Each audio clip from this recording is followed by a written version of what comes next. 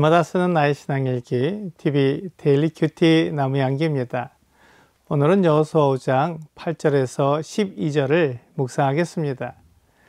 또 그 모든 백성에게 할례 행하기를 마침에 백성이 진중 각 처소에 머물며 낫기를 기다릴 때 여호와께서 여호수아에게 이르시되 내가 오늘 애굽의 수치를 너희에게서 떠나가게 하였다 하셨으므로 그곳 이름을 오늘까지 길갈이라 하느니라.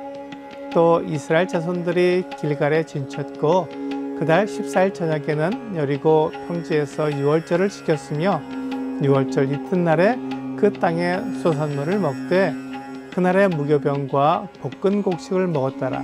또 그 땅의 소산물을 먹은 다음 날에 만나가 그쳤으니 이스라엘 사람들이 다시는 만나를 얻지 못하였고 그 해에 가나안 땅의 소출을 먹었더라.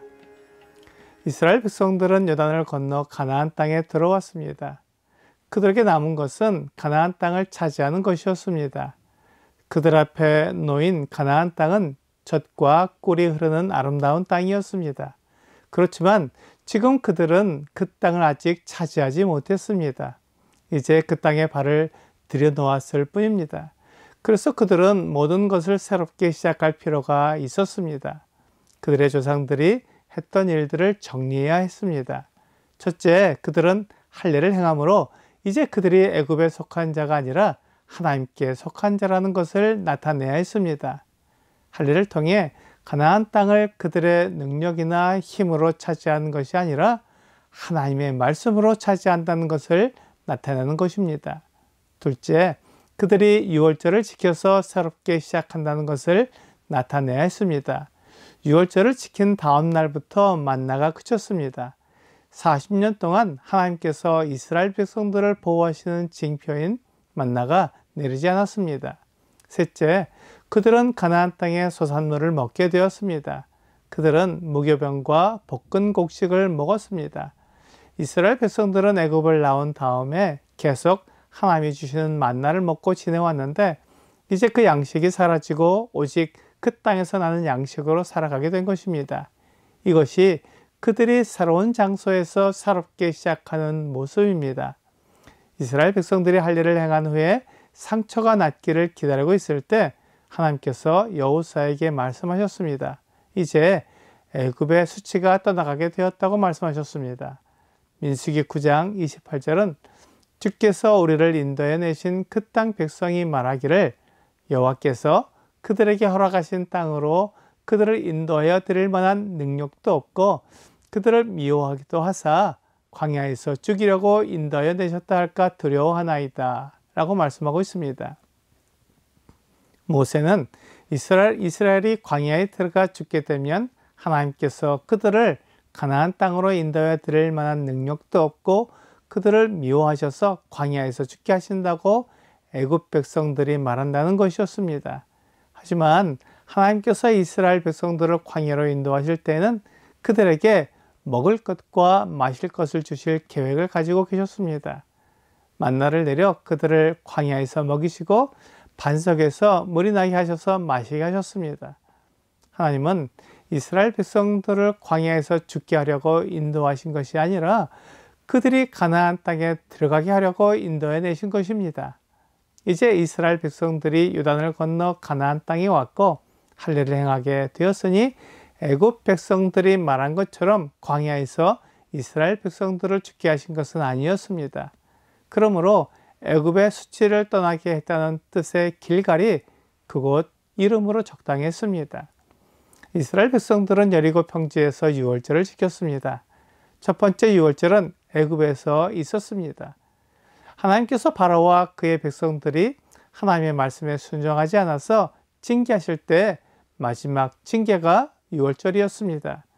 이스라엘 백성들의 문설주와 인방에 양의 피를 발랐을 때 그 집을 하나님의 사자가 넘어갔습니다. 하나님께서 양의 피로 이스라엘 백성과 애굽 백성을 구별하신 절기였습니다.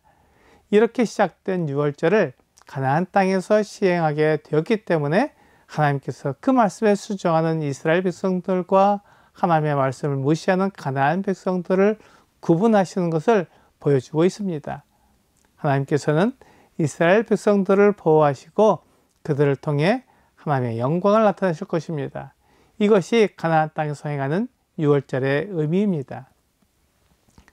이제 이스라엘 백성들은 하나님이 주시는 만나가 아닌 가나안 땅에서 나는 소산물을 먹게 되었습니다. 이스라엘 백성들은 먹을 것이 없었을 때 만나를 꿀 섞인 과자라고 말했지만 나중에는 이 박한 식물을 싫어한다고 말할 정도로 만나 한 가지 음식만 먹는 것에 대해 힘들어했습니다. 하지만 광야에서 굶어 죽지 않고 만나를 먹고 힘을 내서 살 수 있는 것이 얼마나 감사하고 놀라운 일인지 생각해 보아야 합니다. 그들이 죽지 않도록 하나님께서 하늘 양식을 주셨지만 이스라엘 백성들은 그것에 대해 불평했습니다.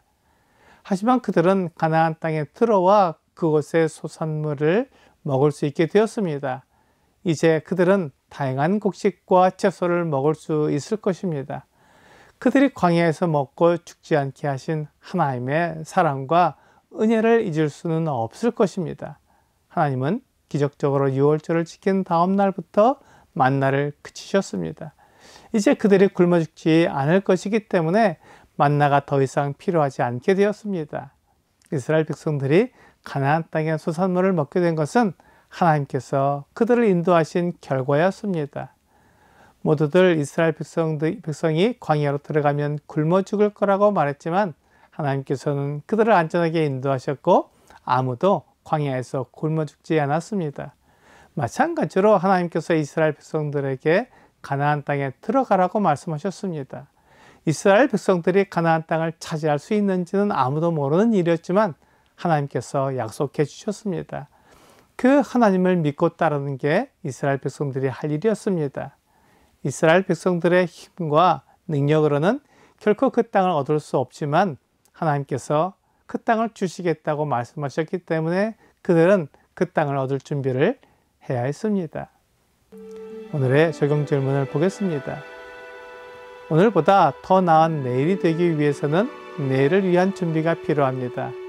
이스라엘이 가나안에 들어가기 전 새로운 정비를 했던 것처럼 오늘 내가 해야 할 정비는 어떤 것이 있을까요?